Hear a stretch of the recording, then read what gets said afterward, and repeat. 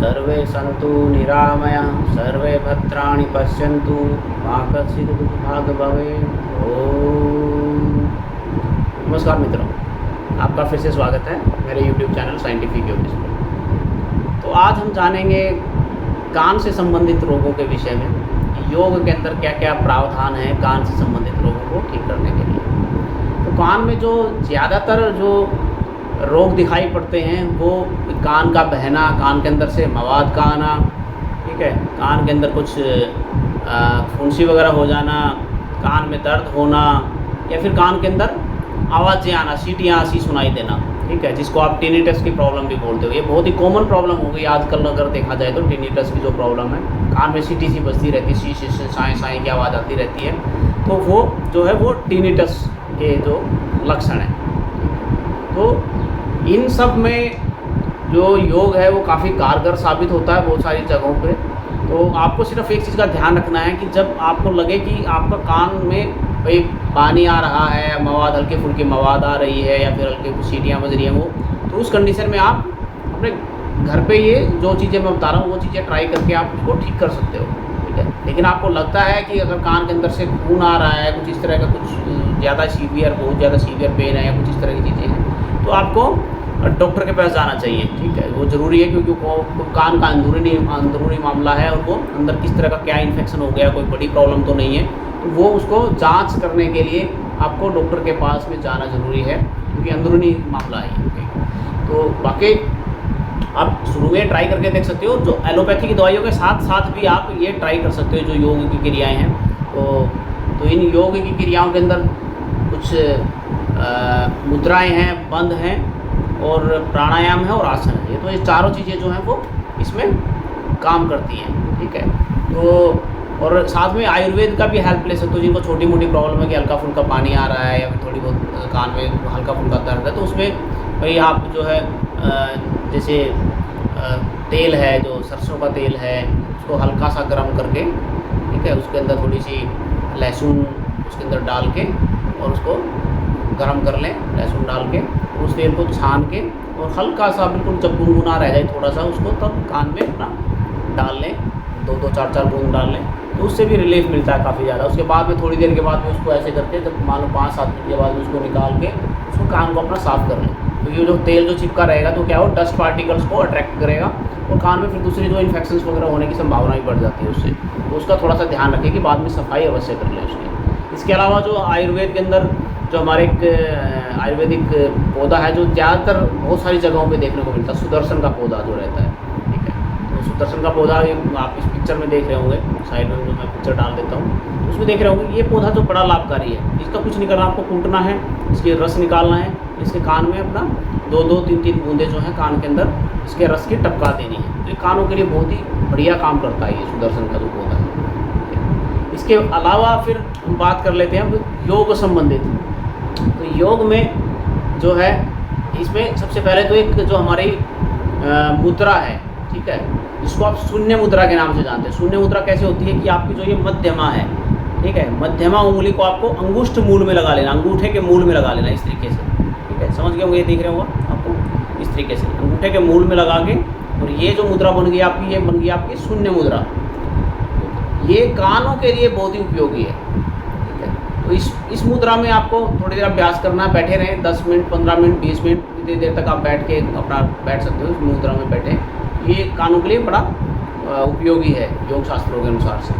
दूसरा, इसके अंदर जो बंध की मैं बात कर रहा हूँ, बंध जो है, जालंधर बंध जो है, जालंधर बंध लोगों के लिए, कान के रोगों के लिए बड़ा उपयोगी है। जालंधर बंध आपको पता ही है कि कैसे करना है, कि आप सांस को बाहर निकाल देते हो, और वो बाहर निकाल के ये ठोड़ी को कंठकूप में, इस तरीके से ठोड़ी को कंठकूप में लगा के रोक के रख लेते हैं, ठीक है। बस एक चीज़ का ध्यान रखना है कि इसमें क्या है, इसमें कई आसन ऐसे हैं, कई प्राणायाम ऐसे हैं कि जो आपको सांस रोक के करने हैं। तो जिन लोगों को हाई बीपी की समस्या है, या फिर जिन लोगों को हार्ट की प्रॉब्लम्स हैं, ठीक है, वो लोग सांस रोकने वाले प्राणायाम ना करें, ठीक है, उनके लिए ठीक नहीं रहता ये, ठीक है। और जो जालंधर बंध की मैं बात कर रहा हूँ, ये जो सर्वाइकल के जो रोगी होते हैं, सर्वाइकल के योगी जालंधर बंध ना लगाएं, तो उनसे उनकी प्रॉब्लम थोड़ी सी बढ़ सकती है, ठीक है। तो इस चीज़ का विशेष ध्यान रखें इन चीज़ों का। बाकी इसके अलावा जो बाकी सब हर कोई इसका अभ्यास कर सकते हैं, बंधों का प्राणायाम का।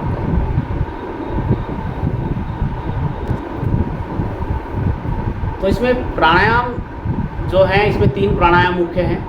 एक आपका बाह्य प्राणायाम है, उसके बाद आपका नाड़ी शोधन प्राणायाम है, उसके बाद भ्रामरी प्राणायाम है। जो ये 3 प्राणायाम हैं इस रोग में बड़े ही उपयोगी हैं, ठीक है। तो बाह्य प्राणायाम कैसे करना है? बाह्य प्राणायाम में आपको सांस अंदर भरना है, सांस को पूरा बाहर निकाल देना है, पूरा निकाल के रोक देना है, ठीक है। रोक के और आपको शून्य मुद्रा को लगा के, शून्य मुद्रा को लगाना है, साथ के साथ में शून्य मुद्रा को लगा के आप बैठ गए और सांस को बाहर रोक के और जालंधर बंद लगा लेना है बॉडी को कंठकूप में।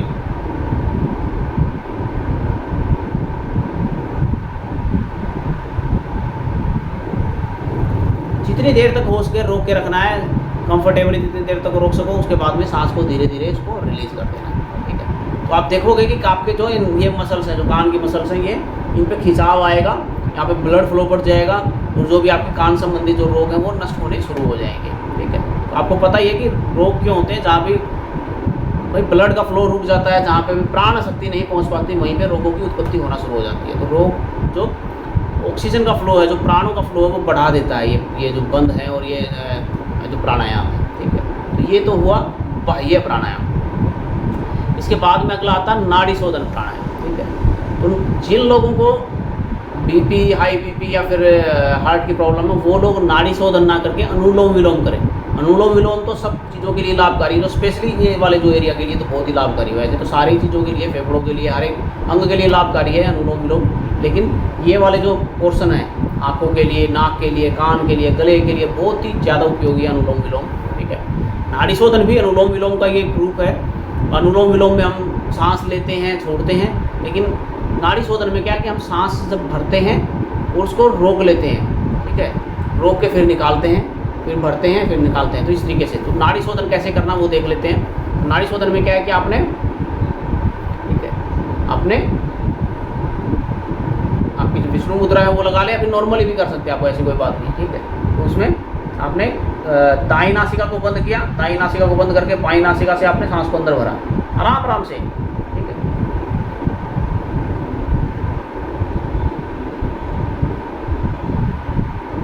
आपने अंदर भर लिया और फिर इसको अंदर ही रोक लिया, इस नाक को बंद कर लो अपना, अंदर रोक के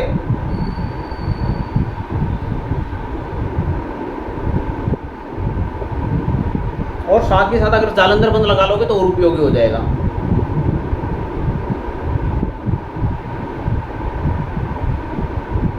और फिर जब आप काफ़ी देर तक रोक लो, फिर उसके बाद में जिस नाक से श्वास लिया था उससे अपोजिट नाक से आपको निकाल देना है।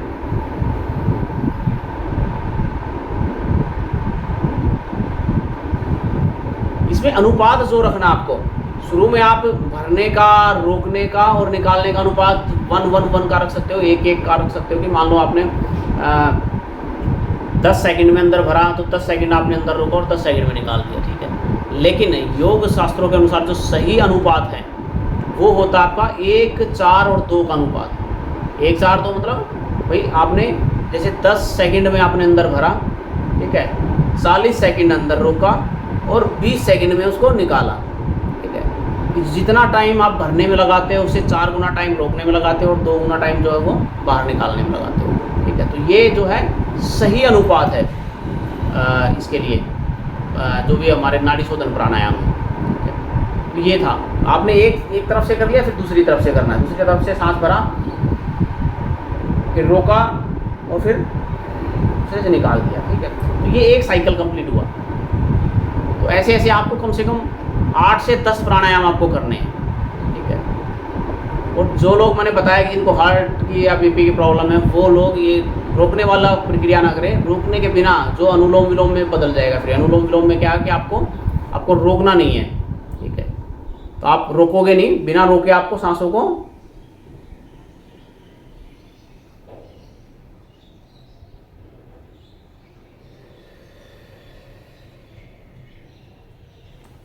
तो बिना रोके आपने सांसों को भरा और छोड़ा, ठीक है।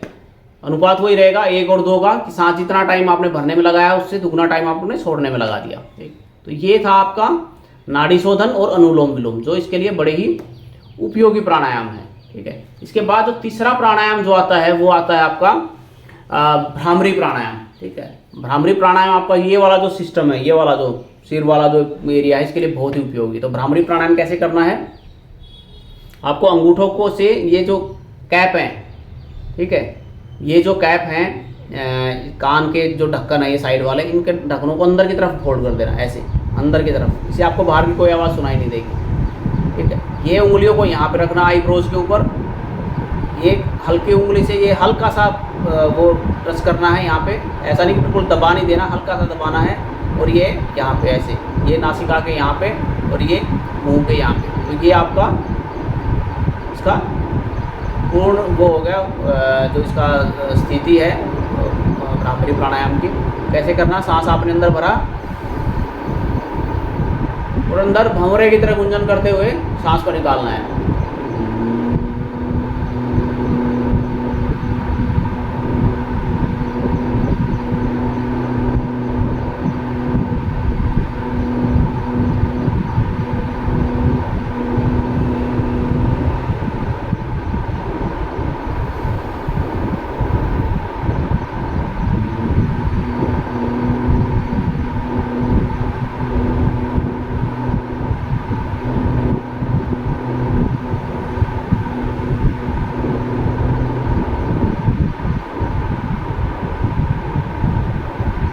तो आप देखोगे कि आपका मन भी बिल्कुल शांत हो जाएगा इससे।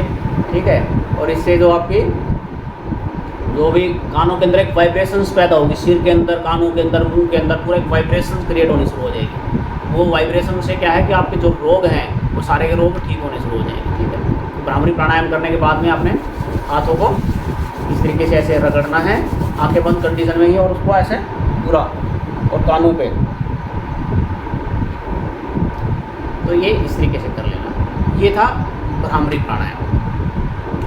अब बात कर लेते हैं जो एक और इसके लिए क्रिया है या प्राणायाम भी कह लो आप उसको, वो बहुत ही उपयोगी है, वो स्पेशली और टिनिटस के रोगों के लिए, टिनिटस और कान के सारे रोगों के लिए ये। उसमें क्या करना आपको सांस अंदर भरना है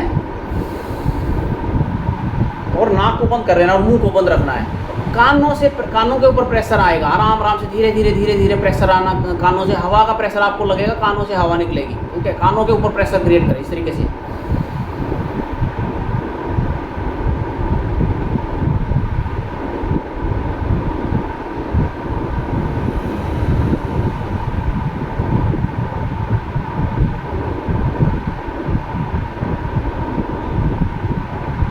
धीरे धीरे, एकदम ऐसा नहीं कि बहुत ज़्यादा एकदम प्रेशर क्रिएट करता हूँ, कानों के पर्दे नहीं फाड़ देने हैं। ठीक है, आराम आराम से हवा को महसूस करो, कानों से हवा निकलती हुई महसूस होगी आपके। ठीक है, और जो आपके कान रुके हुए, बहुत सारे लोगों को क्या होता है कि कानों में हवा भरने की वजह से कान रुके रहते हैं उनके, वो भी क्लियर हो जाएंगे आपके। ठीक है, और मल जो है कानों के अंदर जो मल इकट्ठा हो गया, वो मल भी बाहर की तरफ निकलना शुरू हो जाएगा।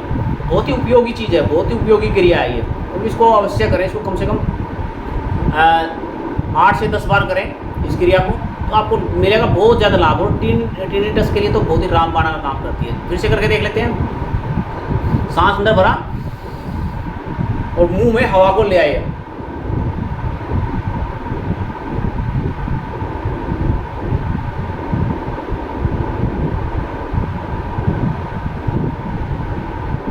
जब तक हवा पूरी ना निकल जाए। ठीक है, लगे रहें उसके साथ में, तो आपको लगेगा कि आपकी आंखों से भी हवा निकल रही है, यहाँ से भी हवा निकलनी चालू हो जाएगी। हाँ, ये जो आपके जो ग्रंथियाँ, श्रू ग्रंथियाँ हैं, और श्रू ग्रंथियों से भी हवा निकलनी शुरू हो जाएगी, कानों से भी हवा निकलनी शुरू हो जाएगी। तो ये आंखों के लिए भी और कानों के लिए, दोनों के लिए बहुत ही उपयोगी है।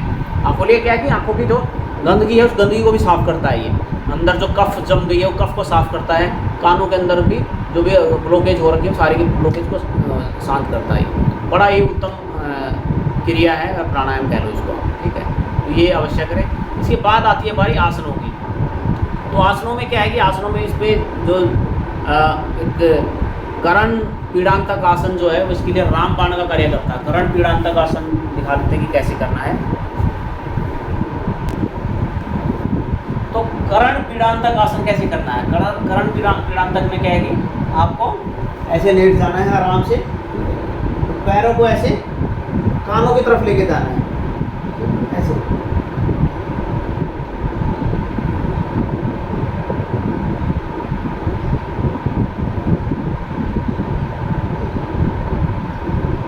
पैरों से कानों की तरफ लेके जाना, कानों को दबाना है, ठीक है। शुरू में नहीं होगा ये, लेकिन धीरे धीरे जब आपकी बॉडी फ्लेक्सिबल हो जाएगी तो आपको ये जो है आसन होना शुरू हो जाएगा, ठीक है। आप इसको बैठ के भी कर सकते हो इस तरीके से। आप जैसे ये बैठ गए और कानों को यहाँ पे इनके बीच में फंसा लिया ऐसे,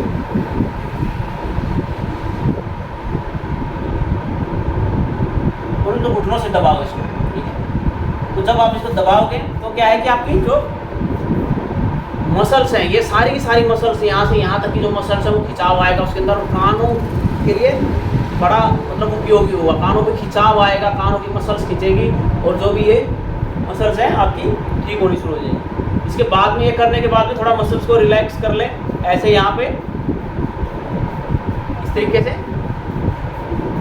कानों के पीछे, तो कानों के पीछे हमारे एक्यूप्रेशर पॉइंट है, इनको भी अवश्य दबाया करें, ठीक है। ये बड़े इंपॉर्टेंट पॉइंट है ये, इनको हल्का हल्का हल्का हल्का ऐसे प्रेस करें तो कानों की बहुत सारी समस्याओं को ठीक कर देते हैं, ठीक है।